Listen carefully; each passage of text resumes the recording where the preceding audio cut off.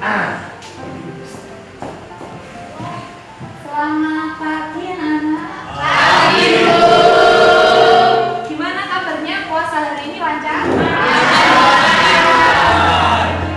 Oh ya, terima kasih ya siapa tadi, Dita ya yang udah menyiapkan laptopnya ya. Maaf tadi Bu Zulma tadi baru dari kamar mandi jadi agak terlambat sedikit ya. Sebelumnya saya mulai. Assalamualaikum warahmatullahi wabarakatuh. Waalaikumsalam warahmatullahi wabarakatuh. Silakan ketua kelas memimpin untuk berdoa terlebih dahulu.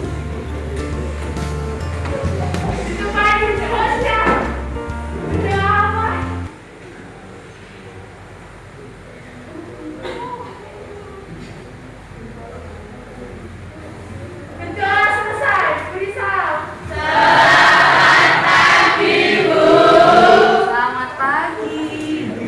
Gimana hari ini, ada yang nggak masuk nggak? Siapa? Nama Melody? Melody kok sering kali alfa ya? Siapa ada lagi?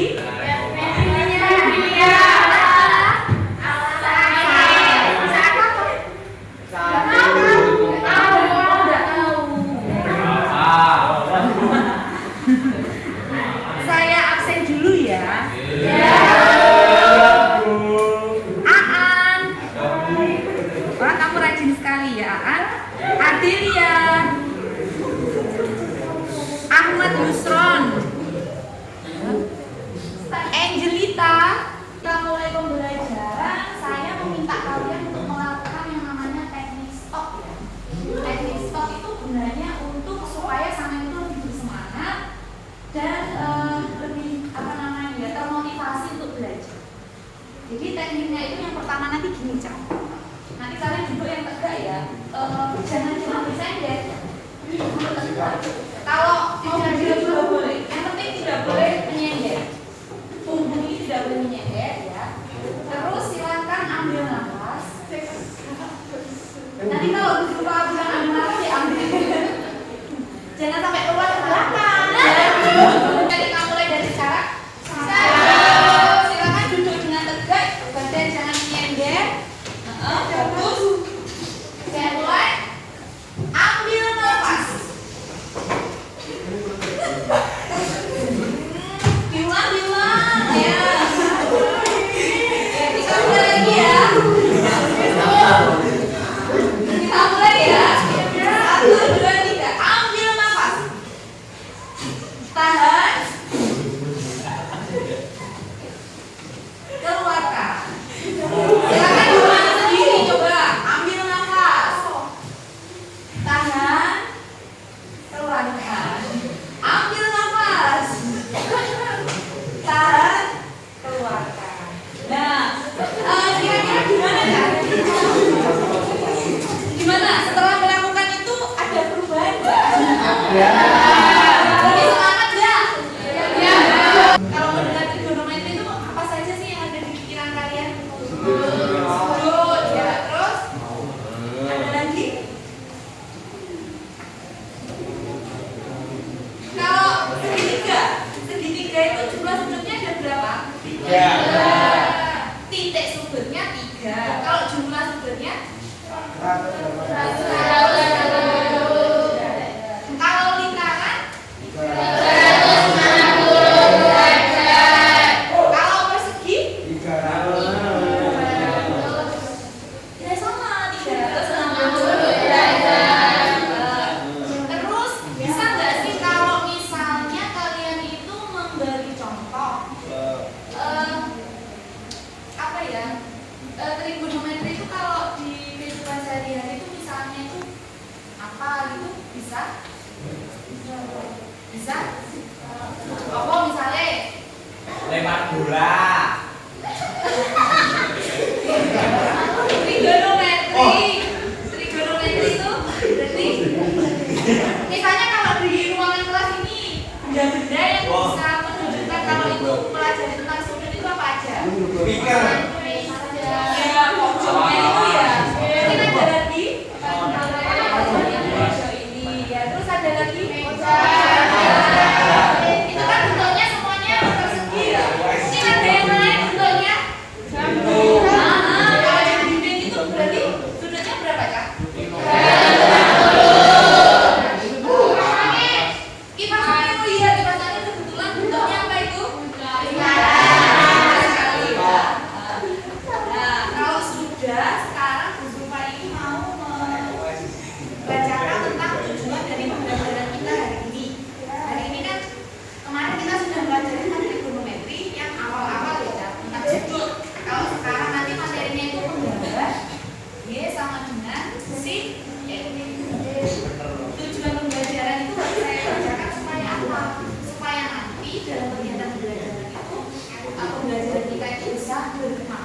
dan tujuan yang ingin dicapai bisa terlaksana. Nah, tujuannya nanti adalah masing-masing dari kalian mampu untuk menggambar grafik Y sama dengan sin X dengan baik. Kemudian nanti masing-masing dari kalian bisa menentukan titik sudut dari masing-masing dengan nah dari itu. Kalian masih ingat toh kesepakatan kelas? Jadi kesepakatan kelas itu adalah terkait dengan nilai-nilai yang akan kita patuhi dalam suatu kegiatan pembelajaran kita. Nah, misalnya apa? Misalnya saling menghargai sesama teman, saling menghormati. Nah, silakan saya berikan waktu untuk menulis. Kalau sudah bisa langsung ditandakan di situ ya, yang latihan.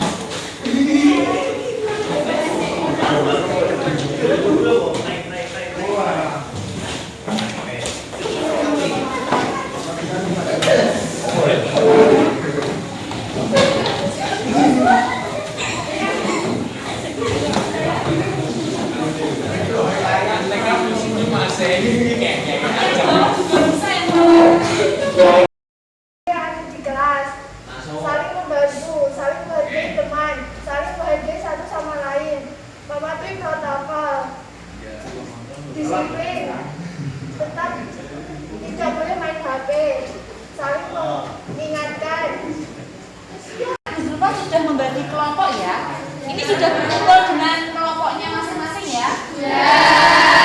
Audio mana ya yang bagian audio? Ya itu audio. Terus yang visual? Ya yang silakan angkat tangan. Nah, yang kinestetik. Oh ini kinestetik. Oke. Nah kalau gitu ini nanti Bu Zulfa mau membagikan ya. Ada dua yang mau Bu Zulfa bagikan. Yang pertama itu sumber belajar, yang keduanya itu adalah LKPD atau lembar kerja peserta didik. Nah, karena kalian itu punya masing-masing kecenderungan dalam belajar ya. Kalau yang audio tadi berarti audio ya. Nah, yang audio itu nanti harusnya tadi mendengarkan lewat laptop ya. Mendengarkan karena ininya rusak, ya nanti silakan ya. Laptopnya nanti saya bawa ke situ atau nanti langsung aja lihat lewat YouTube-nya ya untuk video pembelajaran yang sudah saya buat. Terus nanti untuk yang ini saya berikan dulu ya.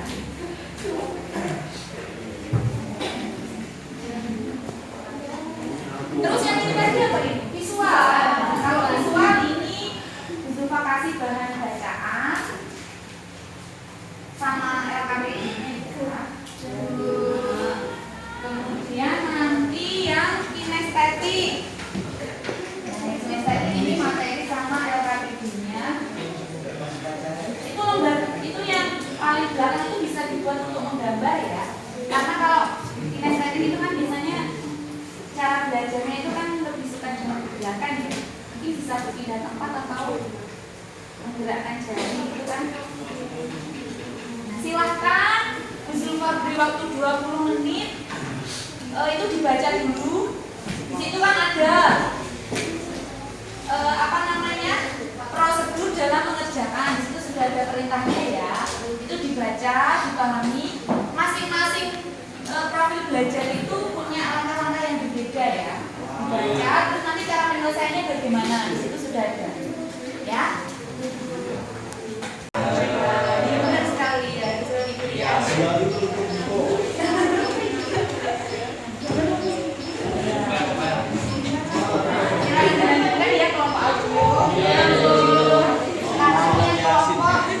Visual. Nah ini dari gambar ini tadi mana gambar grafiknya? Mana ini gambar grafiknya?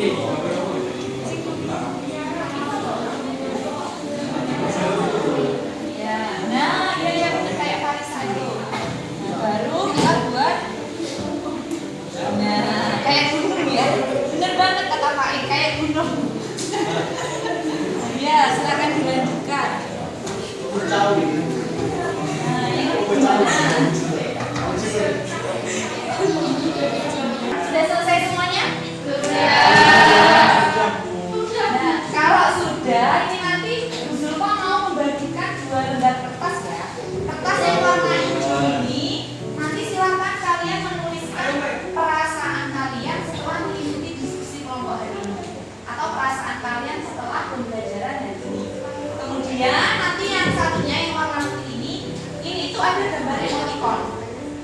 Ada emoticon senyum, ada emoticon sedih, ada emoticon marah. Nanti silakan kalian cari emoticonnya. Ya. Saya mulai dari sekarang ya, saya bagikan dulu satu-satu.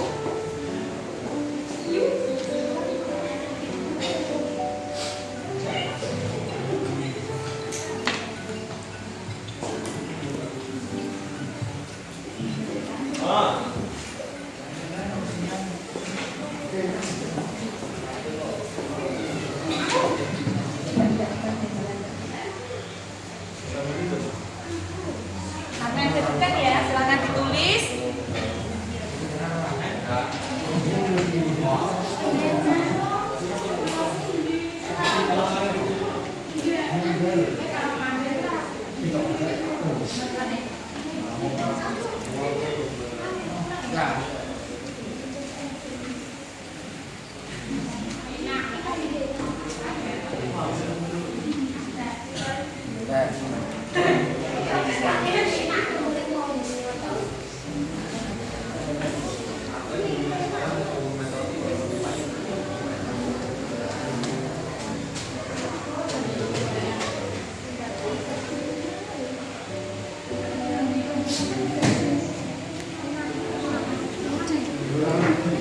Berikan satu contoh penggunaan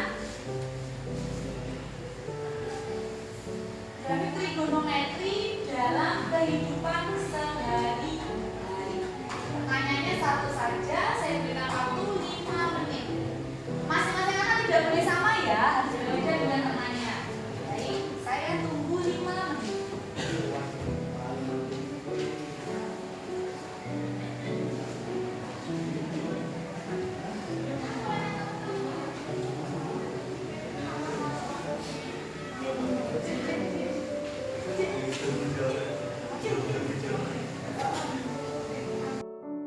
Sudah sampai di akhir pembelajaran ya.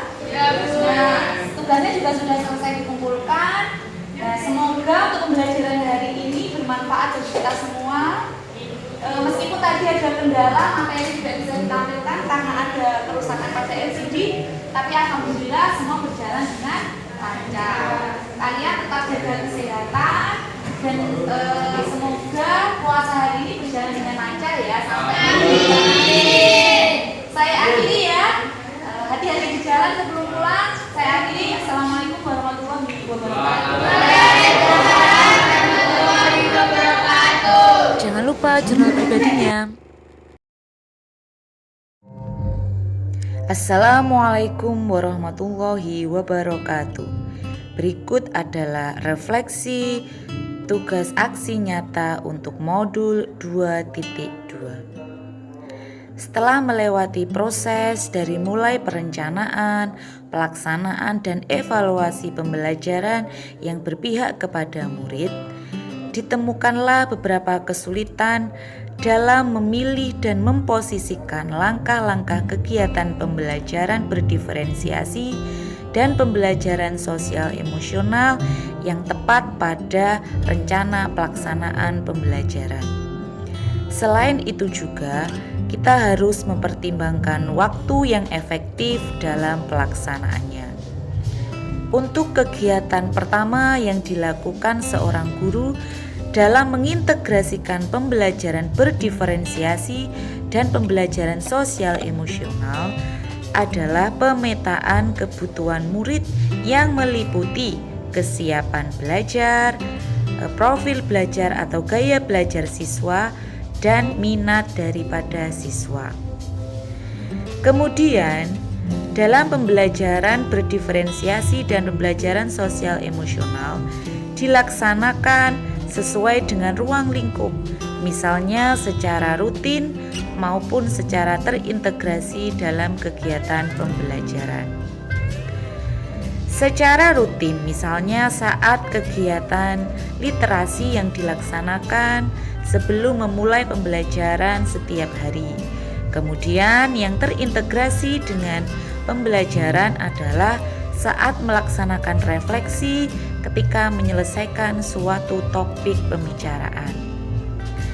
Ketika mengimplementasikan pembelajaran berdiferensiasi dan pembelajaran sosial emosional, maka perlu mempertimbangkan manajemen waktu dan pemilihan keterampilan sosial emosional yang tepat dan efektif tanpa mengabaikan komponen-komponen belajar yang lain, seperti konfirmasi tentang ketercapaian pemahaman pengetahuan yang telah disampaikan sebelumnya. Kemudian ketika saya melaksanakan pembelajaran berdiferensiasi dan pembelajaran sosial emosional, murid terlihat senang dan semakin antusias dalam kegiatan pembelajaran, dikarenakan kebutuhan belajar mereka telah terpenuhi. Dan sebagai seorang guru, saya juga merasa senang dan bangga karena mampu menerapkan pembelajaran berdiferensiasi dan pembelajaran sosial emosional di kelas saya. Untuk rencana perbaikan yang akan saya lakukan ke depannya adalah saya akan mengintegrasikan pembelajaran berdiferensiasi yang meliputi kesiapan belajar, profil belajar atau gaya belajar siswa, serta minat belajar siswa. Sedangkan untuk pembelajaran sosial emosional yang meliputi 5 kompetensi. Yang pertama yaitu kompetensi kesadaran diri, kompetensi pengelolaan diri, kompetensi keterampilan berelasi, kompetensi keterampilan sosial, serta kompetensi pengambilan keputusan yang bertanggung jawab dalam pembelajaran yang akan saya laksanakan di kelas, sehingga pada nantinya kebutuhan belajar siswa akan terpenuhi. Selain itu, saya juga akan melaksanakan pengimbasan kepada rekan sejawat di sekolah saya. Harapannya, rekan-rekan guru di sekolah saya mampu menerapkan dan mengimplementasikan pembelajaran berdiferensiasi dan pembelajaran sosial emosional di kelasnya masing-masing. Demikianlah yang dapat saya sampaikan. Saya Hari Ratu Zulfa, calon guru penggerak angkatan keempat dari kelas 117B dari SMA Negeri 1 Jotangan, Kabupaten Tulungagung. Saya akhiri. Wassalamualaikum warahmatullahi wabarakatuh. Salam guru penggerak.